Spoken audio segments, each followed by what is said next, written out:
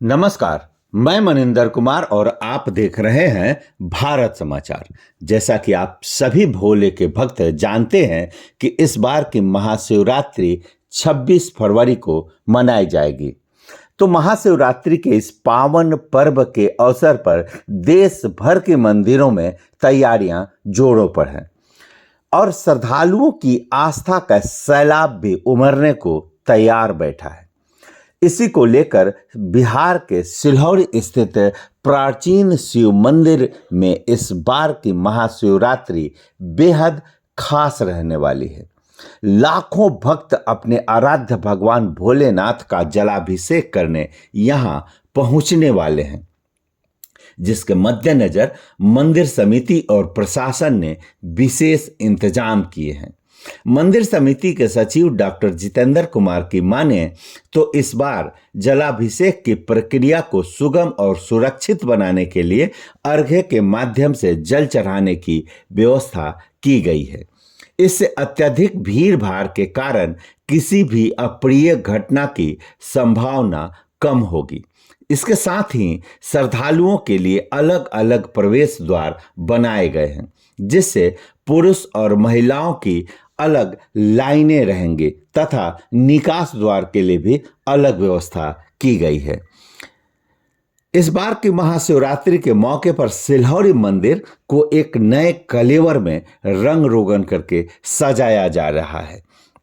मंदिर का रंग रोगन तो किया ही जा रहा है, आकर्षक लाइटें लगाई गई हैं और फॉल्स सीलिंग के साथ साथ नई टाइल्स लगाकर मंदिर को अत्यंत भव्य रूप दिया गया है।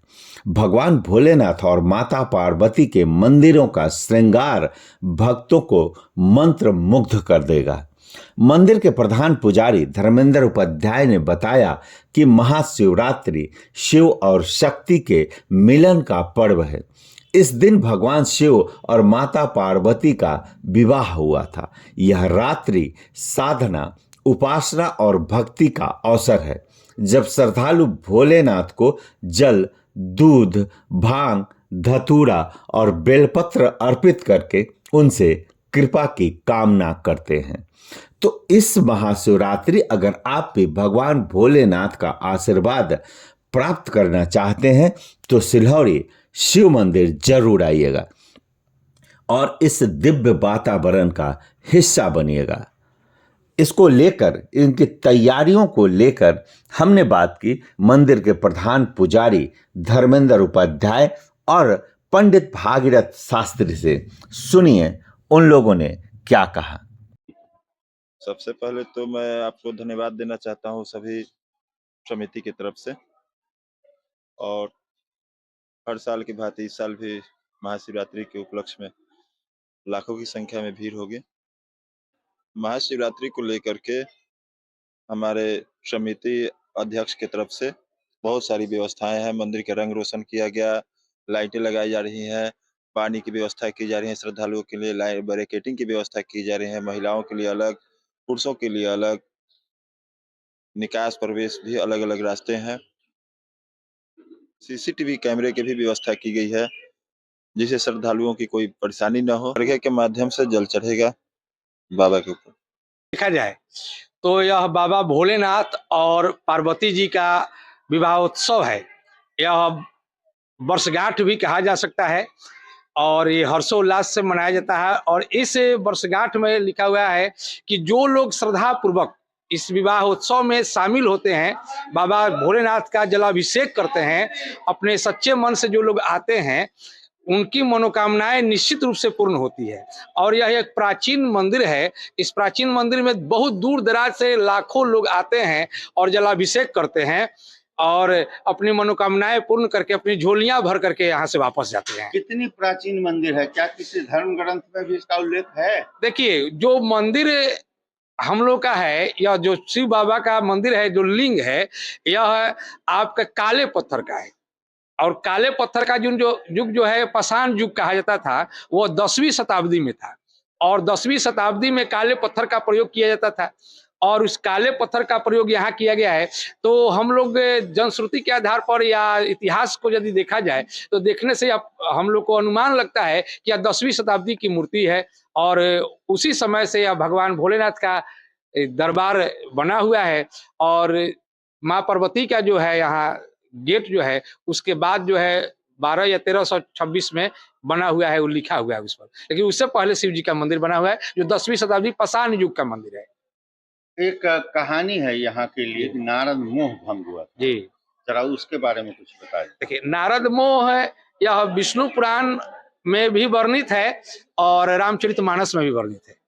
भगवान ने नारद को एक बार तपस्या में घमंड हो गया, ब्रह्मचर्य का तपस्या किए और उनकी तपस्याओं को कामदेव भी नहीं तोड़ सके, तो इनको गर्व हो गया, घमंड हो गया। तो भक्त को घमंड हो जाए, उस घमंड को चूर करने के लिए भगवान श्री नारायण ने एक रचना रची। क्या रचना?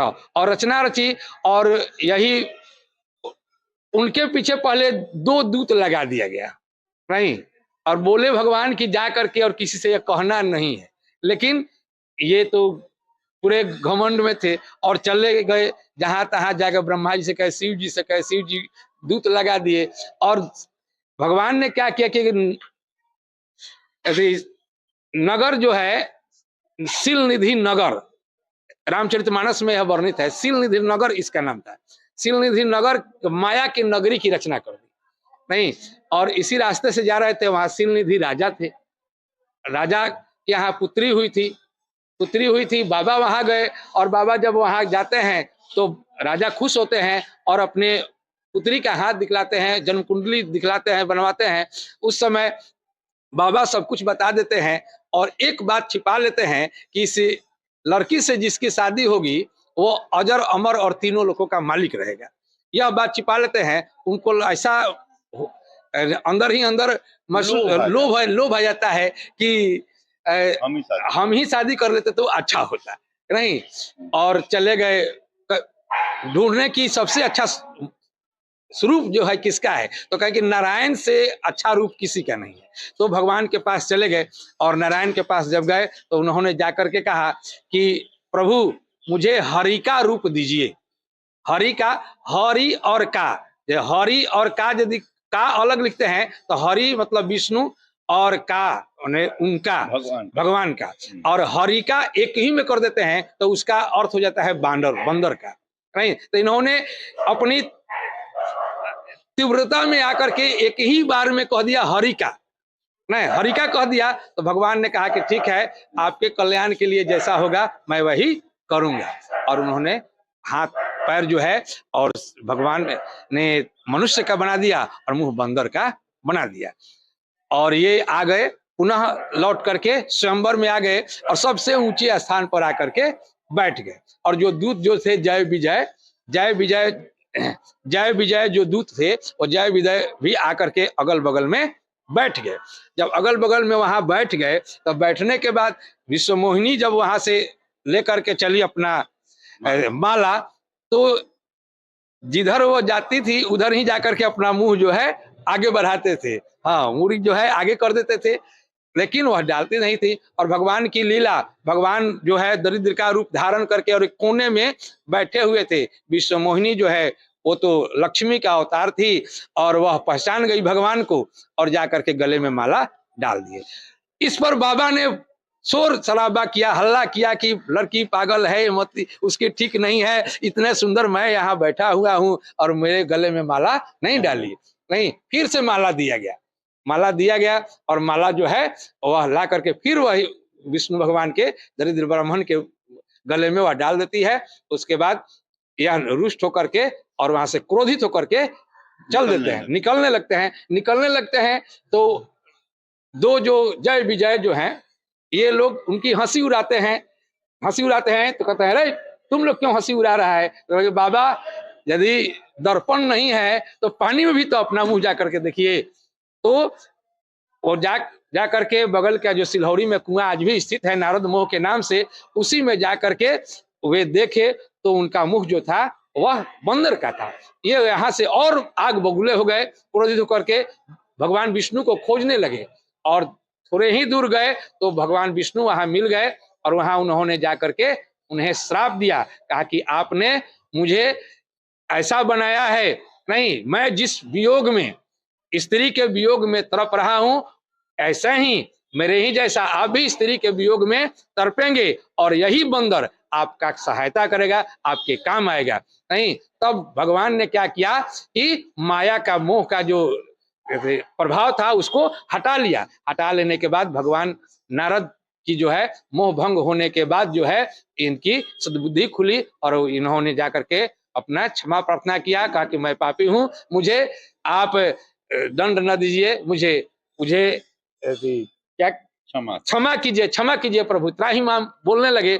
भगवान ने कहा कि नहीं, यह लीला होनी है, इसलिए यह विधि के विधिवत है, विधाता ने यही चाहा है, इसलिए इसमें तुम्हारी दोष कहीं नहीं है।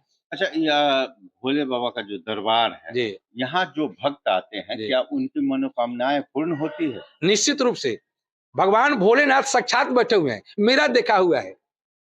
जब कसाई जो है गौ माता को लेकर जा रहा था, उस समय हम यहाँ स्कूल चला रहे थे, कसाई को से छुड़ा करके और दरोगा जी दे दिए गाय को, लोगों से चुरा कर कसाई को दे दिए, लोगों से चुरा करके कसाई को दे दिए और गाय जो है वहां से फिर उससे हाथ छुड़ा करके दौड़ करके आई यहाँ मंदिर के पास और भगवान भोलेनाथ की तरफ एक बार डकार लगाई और गाय मर गई। मेरा देखा हुआ, आंखों देखी हाल जो गाय का गौ मंदिर जो है बनाया जा रहा है। नहीं तो मैं उसी दिन, पहले से तो मैं मानता ही था, लेकिन उस दिन से पूर्ण विश्वास हो गया कि भगवान भोलेनाथ आज भी विराजमान हैं। भगवान भोले का को क्या अर्पण किया जाता है? हाँ, भगवान भोलेनाथ मुख्य रूप से देखिए, ये भोलेनाथ जो है, भोला का अर्थ ही होता है सरल स्वभाव वाला, तो सरल स्वभाव और देवादि देव महादेव है, जो कोई नहीं कर पाता है, ये भगवान भोलेनाथ करते हैं। नहीं तो इन समुद्र मंथन में जो विष निकला था, कोई भी नहीं पान किया, तो इन्होंने पान किया और इनका कंठ जो है समाप्त हो गया, इसलिए इनको नीलकंठ भी कहा जाता है, कंठ समाप्त हो गया। नहीं, भगवान भोलेनाथ का मुख्य रूप से भोजन है, भांग धतूर है, बेलपत्र है। नहीं, ये इससे भगवान प्रसन्न हो जाते हैं। इससे निश्चित रूप से प्रसन्न होते हैं। कहा भी गया है कि भांग धतूर तह पाई बहु, शिव मानस नहीं, काले के शिव के मनाई बहु, शिव मानस नहीं। अच्छा, यहाँ महाशिवरात्रि में कितनी भीड़ होने की अनुमान? यहाँ तो लगभग लाखों लोग आते हैं जलाभिषेक करने के लिए। कितने दूर से लोग आते हैं?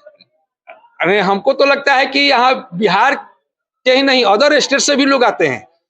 नहीं, अदर स्टेट से भी सारी जगह से लोग एक दिन पहले से ही आ जाते हैं यहाँ। एक दिन पहले ही चलना फिरना यहाँ मुश्किल हो जाता है।